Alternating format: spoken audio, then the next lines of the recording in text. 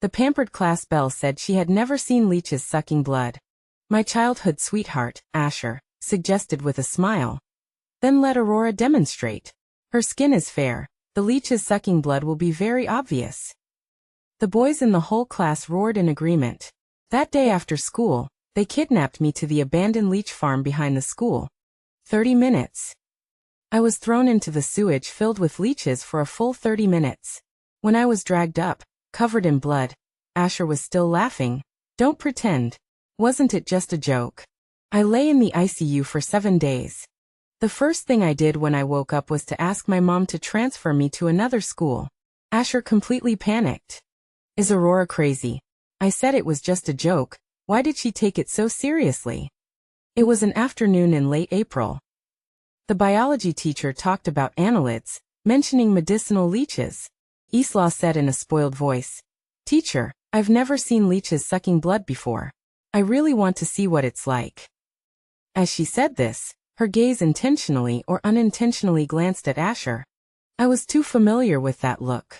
From the first day she transferred here, she had been looking at Asher with that expression. Asher immediately understood and turned to look at me. "Aurora, didn't you say there's an abandoned leech farm near your house? How about you take us to see it after school?" I was stunned. I had mentioned it to him last week when we were discussing biology class content. I casually said that I had seen a leech farm when I was a child. I didn't expect him to remember it so clearly. That place has been abandoned for a long time. It's not safe. I instinctively refused. What's there to be afraid of? I'm here. Asher waved his hand carelessly. It's just to take a look and satisfy Isla's curiosity. Several boys in the class immediately chimed in. Yeah, Aurora, take us there. Aurora is the best. She will definitely take us, right? I looked at Asher's expectant eyes and finally nodded. From childhood to adulthood, I seem to have never refused him, even though I had a premonition of something bad. After school, I led a group of people towards the back mountain. The abandoned farm was on the mountainside, and we had to go through a forest to get there. The mountain forest in April had already begun to be humid, and the light shining through the leaves was getting darker and darker. The road was getting more and more remote, and I felt a faint unease in my heart. Asher, how about we go back? It's getting dark. We're almost there, aren't we? He looked back at me. When did Aurora become so timid? The boys next to him burst into laughter. I bit my lip and continued to lead the way. Is this the place? Asher pushed open a rusty iron gate. Inside were several cement pools. Because they had been unattended for a long time, the pool water had turned dark green and emitted a rotten stench. Isla covered her nose. It's so disgusting. Are there really leeches? She deliberately leaned closer to Asher. A boy stirred the water with a branch. Wow, there really are. So many. In the black water, countless leeches were wriggling. They were densely packed, like living sludge. Isla screamed exaggeratedly. Oh my God, it's so scary. Do they really suck blood? Of course they do, Asher said with a smile. Leeches love to suck blood, especially fair skin. As he spoke, his gaze fell on me.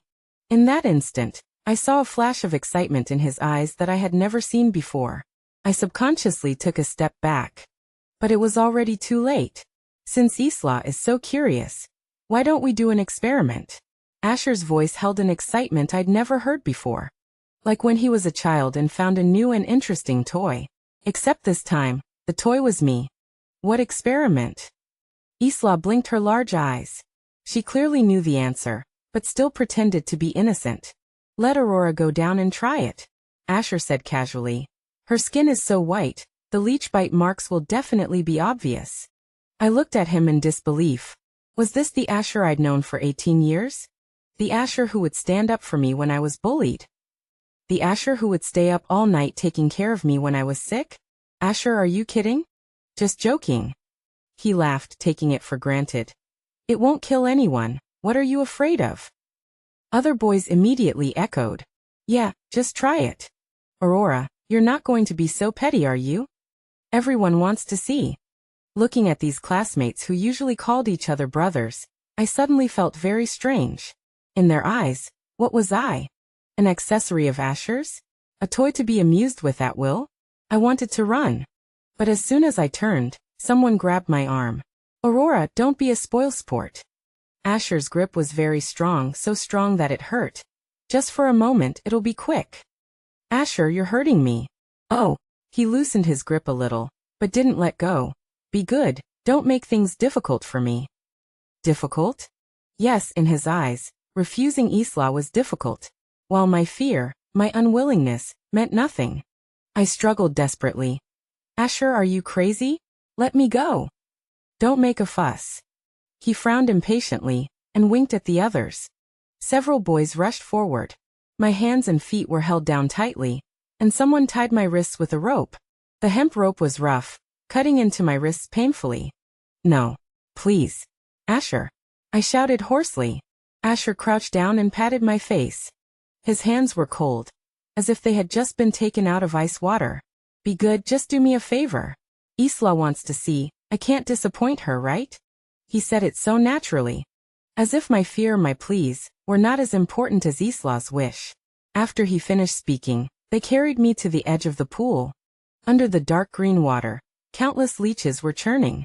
They seemed to smell the scent of a living creature, and became even more active. With a plop, I was thrown into the water. The icy water engulfed me. The water was deep, at least 1.5 meters. My hands were tied, and beneath my feet was all slippery mud, making it impossible to stand steadily. The pond water rushed into my mouth and nose, carrying a rotten, fishy stench. I desperately tried to float, but the mud seemed to be alive, dragging my feet down. Then I felt them. Slippery, cold things attached to my skin. First one, then two, then three. Countless. They clung to my arms, legs, neck, even my face. The moment their sharp mouthparts pierced my skin, there was a piercing pain. Not a sharp, stabbing pain, but a dull ache, a pain of life being slowly drained away. I could feel the blood being sucked away, little by little. I could also feel them growing larger as they sucked, transforming from thin strands into bloated, fleshy worms. Help! Save me! I cried out, struggling frantically in the water. But the more I struggled, the more leeches attached themselves. Like sharks smelling blood, they gathered madly on my body. Laughter came from the shore. Look, so many leeches! Aurora, don't move so much, let us see clearly. Oh my God, she has them on her face too. I looked up in despair and saw Asher holding up his phone filming. The camera was pointed at me, as if filming some amusing video. Isla linked her arm with his, laughing hysterically. Oh my God, that's terrifying. Asher, you're so bad. Her voice was delicate, as if she was pouting. What's this? Asher said nonchalantly. Aurora has been brave since she was little. This little scene won't scare her. A little scene? My body was already covered in leeches. So densely packed, it was like wearing a black suit. They were greedily sucking, and I could feel my life force draining away. Nausea, fear, despair, all the emotions exploded at that moment. But no one cared. They were just laughing, taking pictures, gossiping. Like watching a wonderful performance. And I was the clown. I stopped struggling, because I realized that Asher had no intention of saving me. In his eyes, my life was not as important as Isla's smile. The water was getting colder and colder, and my consciousness began to blur. I don't know how long it's been. Maybe 10 minutes, maybe half a century. Is that enough? Someone said. Wait a little longer, Isla hasn't seen enough yet, Asher said. When I heard this sentence, my heart died completely. So my life or death depended on whether Isla had seen enough. A long time passed again. I couldn't feel the pain anymore. I just felt cold and sleepy, like walking barefoot in the snow in winter. At first it hurts, but then only numbness remains. Hey, why isn't she moving? Could something have happened? Quick, pull her up and see. Finally, someone realized something was wrong. When I was dragged ashore, I didn't have the strength to open my eyes. I vaguely heard someone screaming. Blood. So much blood. Quick, to the hospital. Asher, you're fucking crazy. The last thing I heard was Asher's flustered voice. Aurora? Aurora, don't scare me. I was just joking. A joke. So my life was just a joke to him. This realization hurt even more than the leech's bites. I had a very long dream. In the dream, There was no pain, no fear, only boundless darkness. Occasionally, flashes of light would appear, which were fragments of memories. When I was 6, Asher used his pocket money to buy me a doll because I had glanced at it a few extra times in the mall. When I was 8, I was bitten by the neighbor's dog, and Asher was so angry that he took a stick to settle the score with the dog. When I was 10, my father died in a car accident, and Asher sat with me in front of the morning hall for 3 days and 3 nights straight. When I was 15, I failed an exam, and Asher awkwardly comforted me. "It's okay, Aurora is the smartest, you'll definitely do well next time." Back then his eyes sparkled. When he looked at me, his eyes were full of tenderness. "Aurora, don't be afraid, I'm here. Aurora, I will always protect you. Aurora, we will be together forever." But when did things start to change? Probably after Isla transferred to our school. She was very beautiful, like someone who had walked out of a painting. Her personality was also very likable, always smiling, and her voice was soft and sweet. She quickly became a popular figure at school. Asher was also attracted to her. At first he would just glance at her a few extra times. Later he would take the initiative to help her with chores, and then he would find all sorts of excuses to get close to her. And I, from being his most important person, became a tool to please Isla. "Aurora, lend Isla your notes." "Aurora, Isla doesn't understand this problem, can you teach her?" "Aurora, Isla said she wants to eat the bento you make." Like a fool, I fulfilled his requests time and time again, because I thought it was just temporary. Asher was just temporarily infatuated with her beauty, and one day he would see who was truly good to him. One day, he would come back to me. But I was wrong. In his heart, I was never important. What was important was his own face, and Isla's smile. I was just a tool that was always at his beck and call. The dream shattered. I heard the beeping of the instruments. And my mother's crying. "Woke up." She woke up. Mom's crying rang in my ears. I struggled to open my eyes and saw her haggard face. She had lost a lot of weight, and her eyes were swollen like walnuts. "Aurora, you're finally awake." She held my hand, sobbing uncontrollably. I wanted to speak, but my throat felt like it had been burned. Every swallow was torture. "Don't talk, don't talk." Mom quickly pressed the bell to call the doctor. The doctor arrived quickly and checked my vital signs. He was a middle-aged man, wearing gold-rimmed glasses, with a serious expression. After the examination he turned to my mom. "Your daughter is lucky, any later and she might have." He didn't finish, but we both understood. She had been bitten by leeches in hundreds of places all over her body, lost too much blood, and developed severe sepsis due to infection from the pond water. The doctor flipped through the medical records, his brow furrowing even more. "The most dangerous thing is that several leeches crawled into her ear canals and nasal cavity, if they hadn't been discovered in time." Mom's hand was trembling. "Those kids went too far." The doctor shook his head. "This is no longer a joke, it's intentional injury." Kids. Do those who treat other people's lives as a joke deserve to be called kids? Mom told me that Asher had been staying at the hospital these past few days. He was very remorseful, and had been kneeling outside, saying he wanted to apologize to you in person when you woke up. Her tone was complex when she said this. There was both anger at Asher and a hint of pity. After all, she had watched Asher grow up and always treated him as half a son. Apologize? I twitched the corners of my mouth, but it pulled out tears instead. What's the use of an apology? Can it turn back time? Can it erase the scars on my body? Can it make me forget the feeling of despair in the water? Mom. My voice was terribly hoarse, like sandpaper rubbing together. I want to transfer schools. Mom froze. She opened her mouth, seemingly wanting to say something, but in the end only asked, "Have you thought this through?"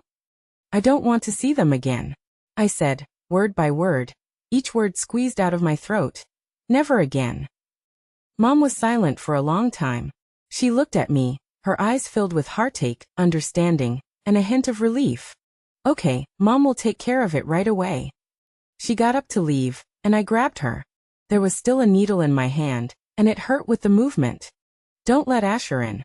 "But he..." "Please." I looked at her, tears flowing nonstop. Not because of the pain, but because I really didn't want to see him again. Seeing him would remind me of those leeches, of that pond of dirty water, of him holding up his phone taking pictures. Mom looked into my eyes and finally understood something. Asher still barged in. On the third day after I woke up, he pushed the door open while Mom was out. I was watching the birds outside the window. A sparrow, hopping from branch to branch. Hearing the door open, I thought it was the nurse and didn't turn my head. Until I smelled that familiar scent of mint. It was Asher's usual cologne. He had lost a lot of weight, his eyes were bloodshot, and he hadn't shaved, looking exhausted. His clothes were wrinkled.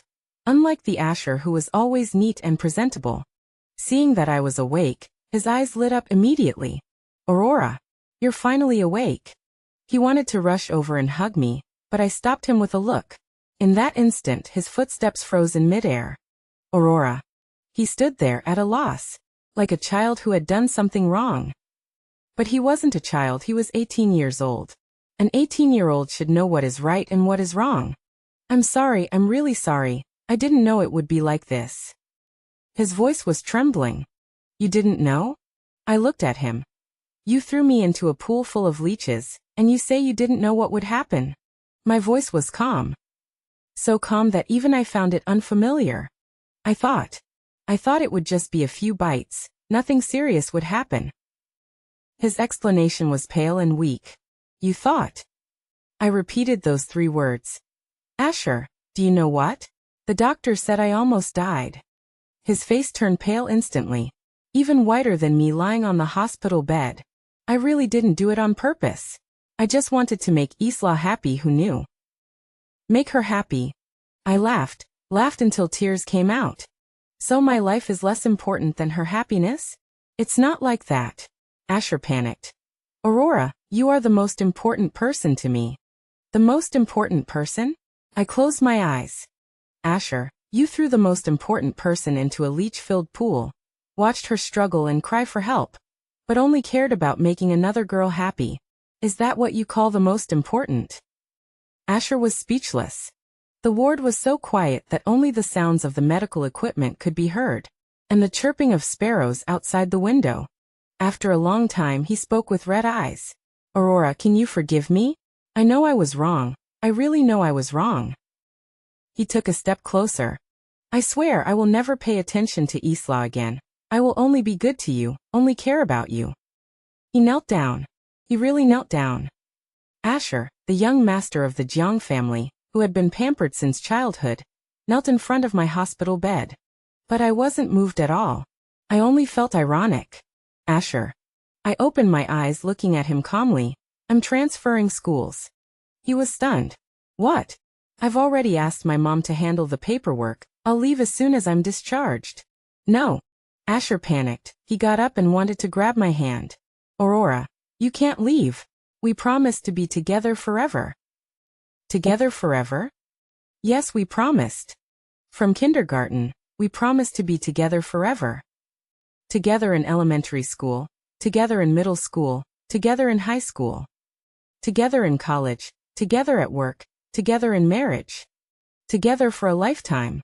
But that was before." "That was before," I said. "Now I don't want to see you anymore." "Aurora." He wanted to grab my hand, but I dodged it. My hands were full of needle pricks, bruised and purple.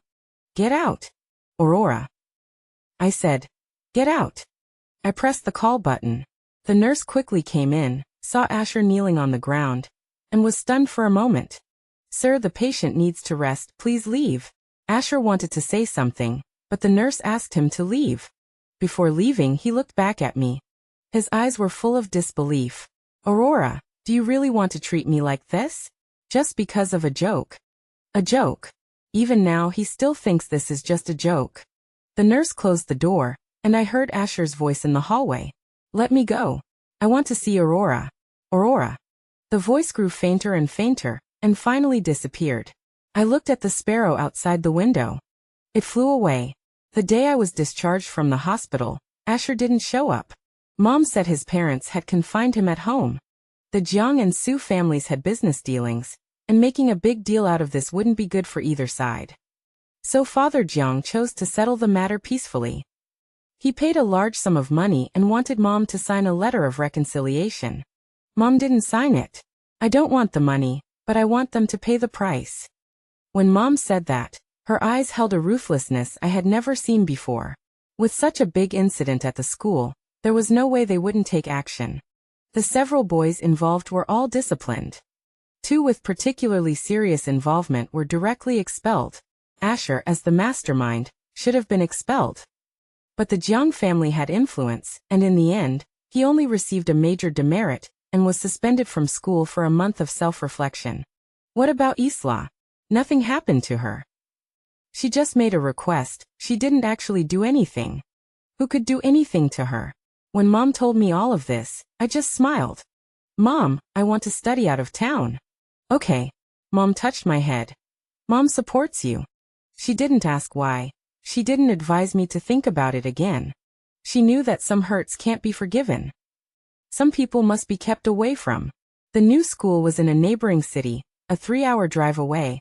Mom specifically chose a strict boarding school with a reputation for discipline. It was completely closed off, and outsiders had a hard time getting in. I knew she was afraid Asher would come looking for me. On the day of the move, I sat in the car, watching the familiar streets recede before my eyes. 18 years of memories were left behind just like that. Suddenly, my phone started vibrating wildly. It was messages from Asher. He had somehow gotten my new number. Aurora, are you really leaving? Where are you? I'm coming to find you. You can't do this to me. We grew up together. How can you just leave like this? Aurora, answer me. Please don't go. I really know I was wrong. I can kneel for you. I can do anything, as long as you don't go. Aurora, I love you. Looking at those last 3 words, I felt a sense of irony. Love. If that's love, then I'd rather not have it. I looked at those messages and didn't reply to any of them. I blocked him directly. Then I turned off the phone and threw it into my bag. Mom looked at me in the rearview mirror. Are you all right? I'm fine. I shook my head. Let's go, Mom. The car slowly started moving. I leaned against the window, looking at the city where I had lived for 18 years. The sunlight was beautiful, shining on the streets, golden and bright. The plane trees on the roadside were beginning to sprout new leaves. Everything was full of life. Except for my heart. Goodbye. Goodbye forever. Life at the new school was smoother than I imagined. Maybe it was because it was already the 2nd semester of senior year, and everyone was busy preparing for the college entrance exam. No one had the mind to pay attention to why a transfer student had so many scars on her face. Yes, scars. Scars left by leech bites, dense little dots. Although they had faded a lot, you could still see them if you looked closely. Especially the ones on my face. I saw them every time I looked in the mirror. The doctor said I could get laser scar removal, but I had to wait for the wounds to heal completely. And there was no guarantee they could be completely removed. My desk mate was called Rowan, and he was a very quiet boy.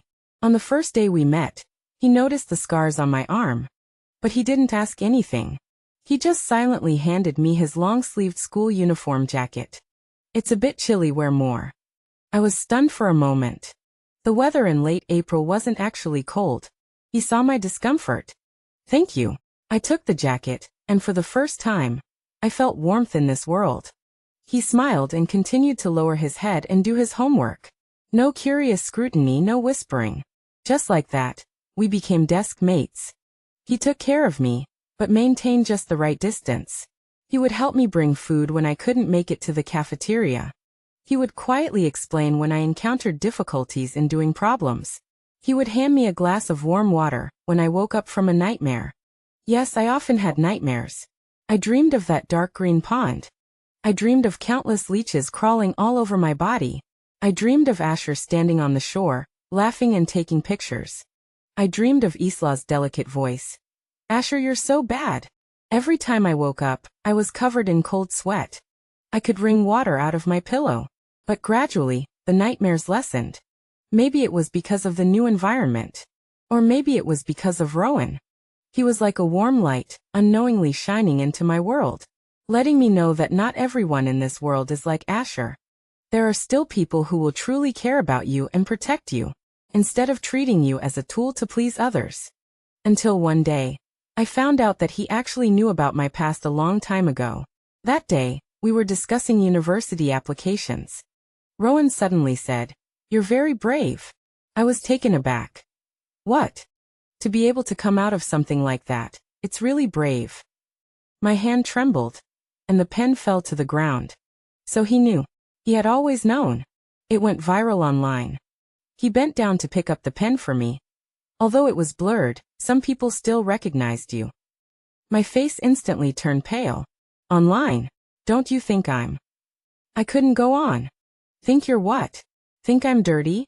Think I'm disgusting? Think I'm a joke? Think you're what? He interrupted. Think you're very strong, to be able to come out of something like that. He looked at me, his eyes serious. Aurora, it wasn't your fault. I looked at him, my eyes starting to water. This was the first time someone told me that it wasn't my fault. It wasn't that I shouldn't have rejected Asher. It wasn't that I shouldn't have trusted him so much. It wasn't that I deserved it. But that it wasn't my fault. He rubbed my head. It's all over now. Yes, it was all over. I thought. A month before the college entrance exam, Asher found my school. I don't know how he found it. But he did come. That day after school, I had just walked out of the school gate when I saw that familiar figure. He had lost a lot of weight, and his whole person looked haggard and unlike himself. But I could still recognize him at a glance. Even though he was wearing a mask and a hat. Seeing me, his eyes lit up immediately. Aurora. I turned around to leave. But he chased after me and grabbed my arm. Aurora, please listen to me.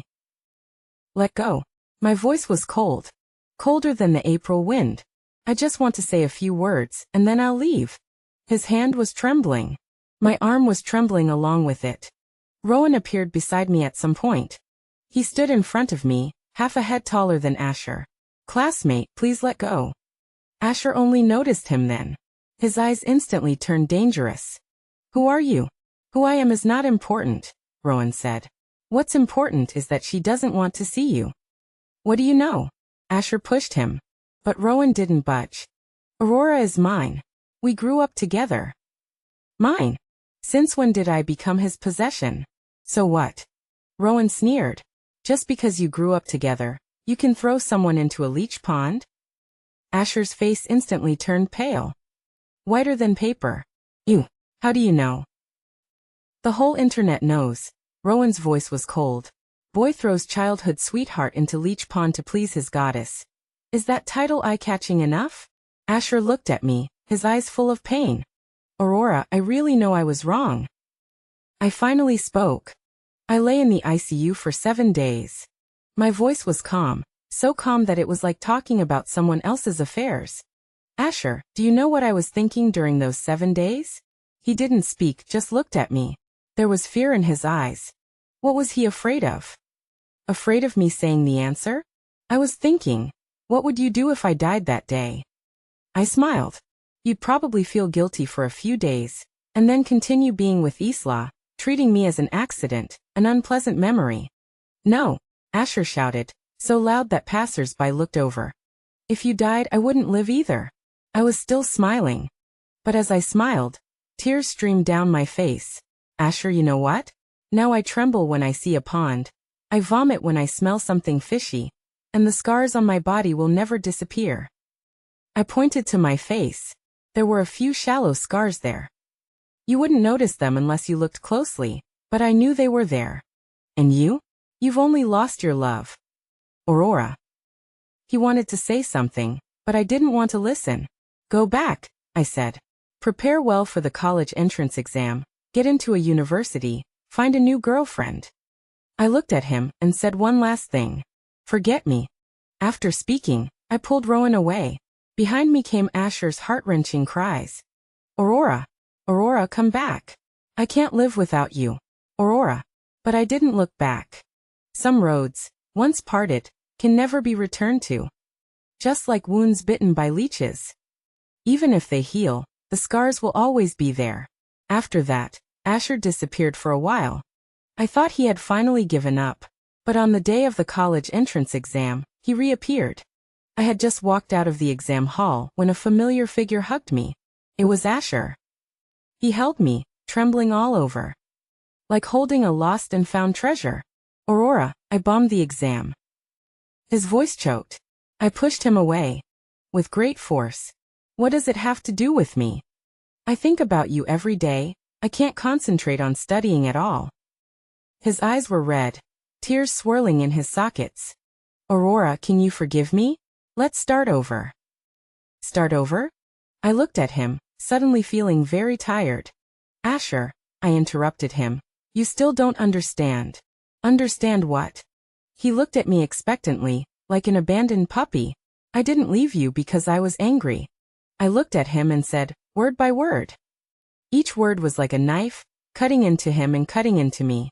It's because I finally realized that in your heart, I was never important. How could that be?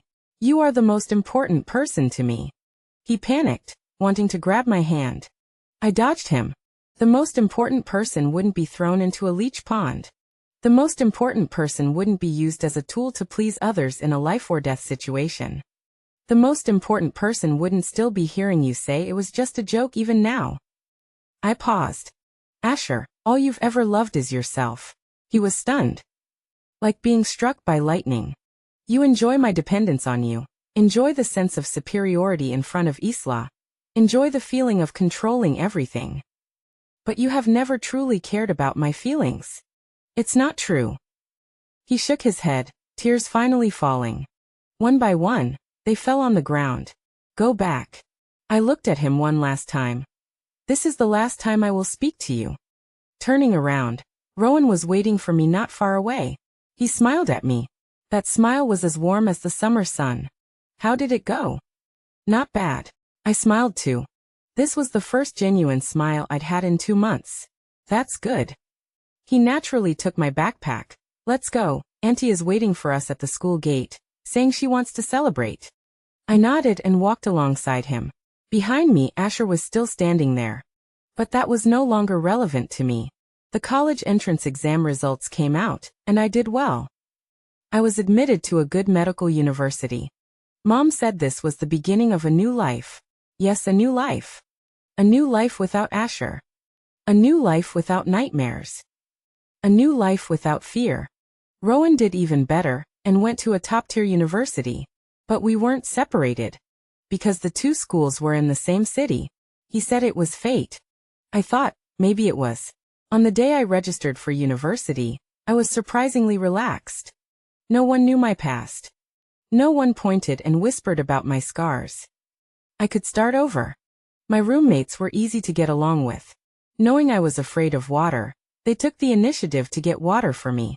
Knowing I couldn't stand the smell of fish, they never ate seafood in the dormitory. During military training, I still felt inferior because of my scars. But my roommate said, so what? Who doesn't have scars? Yes, who doesn't have scars? It's just that some are on the outside, and some are in the heart. Rowan often came to see me. He would take me to museums on weekends. He would keep me company when I was in a bad mood. He would prepare surprises for my birthday. Our relationship was slowly changing. From classmates to friends, from friends to a more intimate relationship. One night in the second semester of freshman year, we sat by the lake on campus. The lake water shimmered in the moonlight. It was beautiful, but I was still a little afraid. Rowan noticed and pulled me back a little. Aurora, do you still have nightmares? I shook my head. Rarely. That was true. The nightmares were becoming less frequent, replaced by peaceful sleep. That's good. He was silent for a moment. Aurora, I like you. I was stunned. Although I had a premonition, it still felt unreal when I actually heard it. Would someone like me covered in scars? Would someone like me, with a psychological shadow? I know you might not be ready yet, he said. It's okay, I can wait. He looked at me, his eyes gentle. I just want to tell you that in my eyes, you are the most precious. Not a tool, not an appendage, just you. The unique you. Looking at his serious eyes, I suddenly cried. Tears flowed uncontrollably. He panicked. I'm sorry, did I say something wrong? No. I shook my head, wiping away the tears. Rowan. I like you too. He froze for a moment. Then he smiled.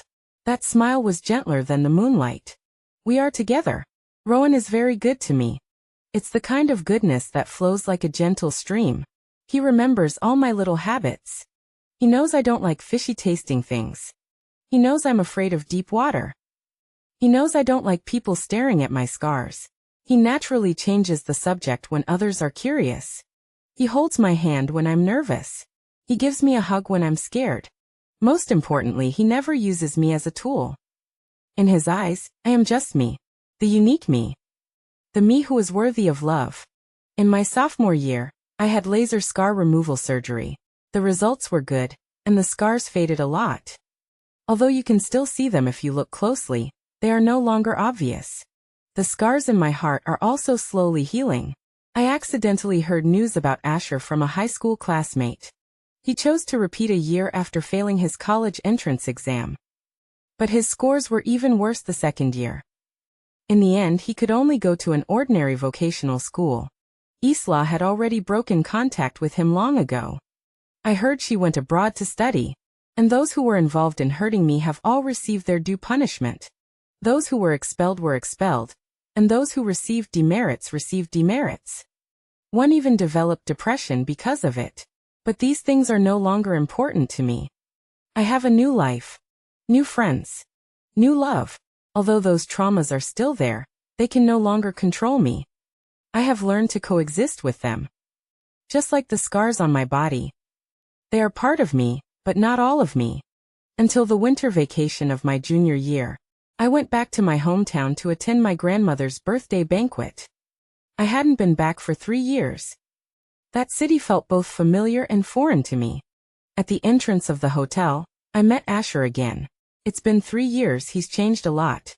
The once high-spirited youth now looks like a dejected middle-aged man. His hair is messy, he's unshaven, and his eyes are clouded. He's holding a bottle of beer, standing in the shadows by the hotel entrance, as if waiting for someone. When he saw me, he froze completely. The beer bottle slipped from his hand and shattered on the ground. Aurora. His voice was hoarse, as if he hadn't spoken in a long time. I stopped. My instinct was to run, but I stood my ground. It's been 3 years, I should be able to face him calmly. Long time no see. I nodded politely. He looked at me, his eyes complex. There was surprise, pain, regret, and something I couldn't understand. Are you doing well? Very well. My answer was short and detached. That's good. He gave a wry smile. I haven't been doing so well.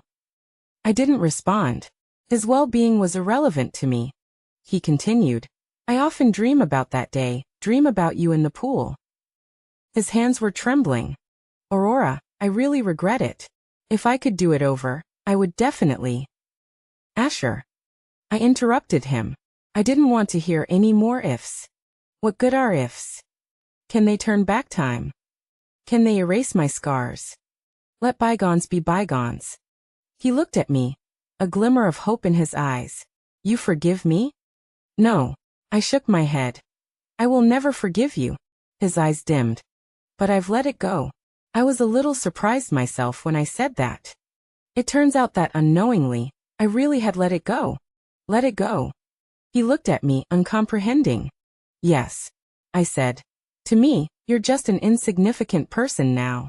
Like a stranger on the street, I won't forgive them, and I won't hate them. Because they are irrelevant to me.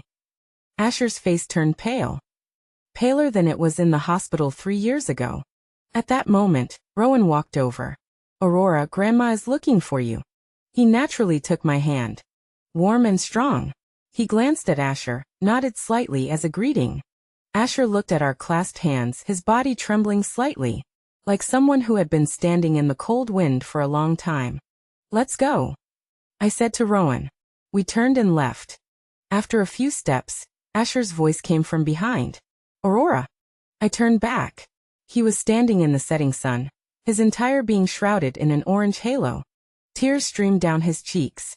I'm sorry, he said. I'm really sorry. I didn't say anything. I just looked at him and then turned away.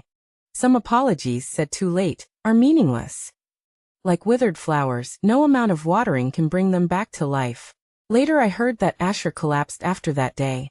He started drinking heavily. He often got dead drunk, muttering my name. Someone saw him on the streets late at night, kneeling on the ground, kowtowing to the air. He kowtowed and said, "Aurora, I'm sorry, I was wrong." He went to see a psychologist. The doctor diagnosed him with severe post-traumatic stress disorder and depression. He kept hallucinating. The doctor told Zhang's father that he saw a girl lying on the ground, covered in blood. Zhang's father asked, "Can he be cured?" The doctor shook his head. His illness isn't physiological, but psychological. It's guilt, it's remorse, it's an unpardonable sin. Unless he can be forgiven, otherwise. But I won't forgive him. Never. His parents took him everywhere to seek medical treatment, but it didn't help. It even got worse. A high school classmate told me that he often went to that abandoned farm. He would sit there all day, staring blankly at the dried-up pond. Someone asked him what he was doing. He said he was waiting for Aurora to forgive him. "She will definitely forgive me," he said, "as long as I wait long enough." The funny thing is, after Isla returned to China, she didn't remember who he was at all. In her memory, Asher was just a trivial episode in high school. A toy to pass the time. Asher?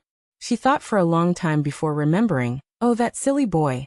He threw his childhood sweetheart into the leech pond just to make me happy. What a fool. She said this with a smile, completely unaware that the fool had gone mad, just like he once did to me. In other people's eyes, we are all just tools. Tools to please others. In my senior year of college that spring, I received a message. Asher killed Isla, and then died. Not suicide, an accident. He was drunk, and went to that abandoned farm late at night. Probably wanting to recreate the scene from back then. He jumped into that dried-up pond. But the sludge at the bottom was still there. And because it hadn't been cleaned for a long time, it had turned into a swamp. He got stuck. By the time he was found, he was already gone. The police found a letter on him. It was written to me. My mother handed me the letter with a complicated expression. "It's up to you whether you read it or not," she said. I took the letter and hesitated for a long time. In the end, I still opened it. The letter was soaked with tears, and the handwriting was blurred. But I could still make out the contents. "Aurora. I'm sorry. I know saying sorry 1,000 times won't help, but I still want to say it. I'm sorry. I finally understand how you felt back then. That fear, that despair, that feeling of being abandoned by the world. Because I'm experiencing it every day now. I can see you struggling in the water as soon as I close my eyes. I can hear you crying as soon as I open my eyes. I've tried to atone. By volunteering, donating money, helping others. But it's no use. Those images still appear. The way you were covered in blood is branded in my mind like a mark. The doctor said it's retribution. I think he's right. Aurora, I don't ask for your forgiveness. I just want to tell you that if there's a next life, I hope you stay far, far away from me. Don't come near me. Because I don't deserve it.